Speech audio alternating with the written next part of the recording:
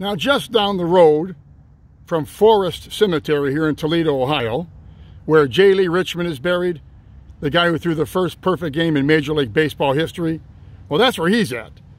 But down the road here in Woodlawn Cemetery, we find another pitcher, Adrian Joss, otherwise known as Eddie. Now, Eddie Joss was 6'3" and 185. They call him the human hairpin. He played for the Cleveland Bronchos, or Broncos, any way you want to call them. They used both names back then.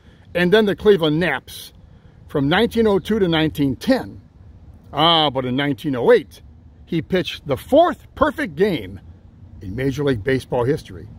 It came October 2nd, League Park, Cleveland, Ohio, against the Chicago White Sox, with over 10,000 fans watching. Now, let's put the perfect game aside for 1 minute. This particular ball game had real serious ramifications for the American League pennant that year.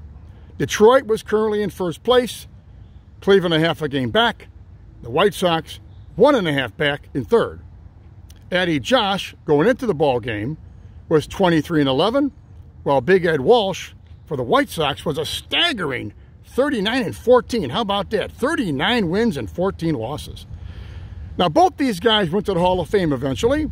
Walsh is still on the all-time list, #1 in ERA at 1.81. And who's in second? Adrian Joss, 1.89. You beat that? What a matchup. Anyway, the game took an hour and 40 minutes. Final score, Cleveland 1-0. The only run scored came in the third. It was unearned. Here's what happened. With 2 outs, Joe Birmingham was at third base.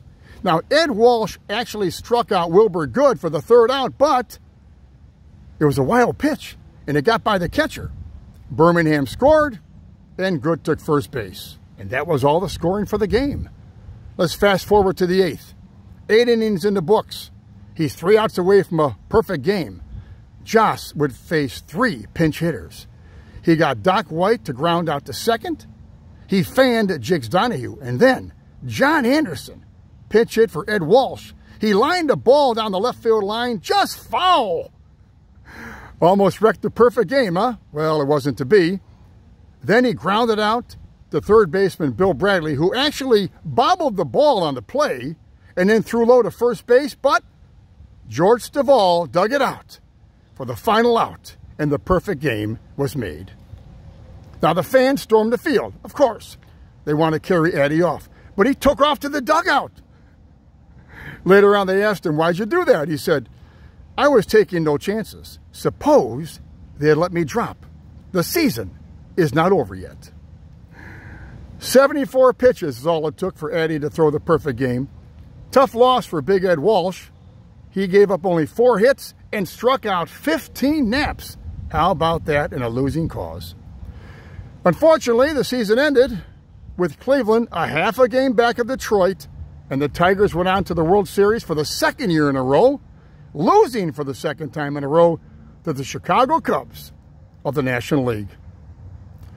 Unfortunately for Eddie Joss, in 1910 he contracted tuberculosis meningitis. He kept it a secret from his teammates. He pitched in only 13 games that year, going 5 for 5.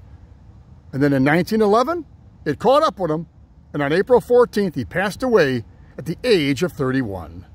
9 years in Major League Baseball, all with Cleveland, Eddie Joss won 160 games and lost 97. Upon hearing of his death, Cy Young, who, by the way, had a perfect game in 1904, he said of Joss, "He was a great man. I feel sure he never had an enemy." From Woodlawn Cemetery in Toledo, Ohio, I'm Sonino Scarletti. I'm heading back to Collinwood, a couple hours away. Hey, God bless you for watching. I'll see you. Thanks again. So long for now.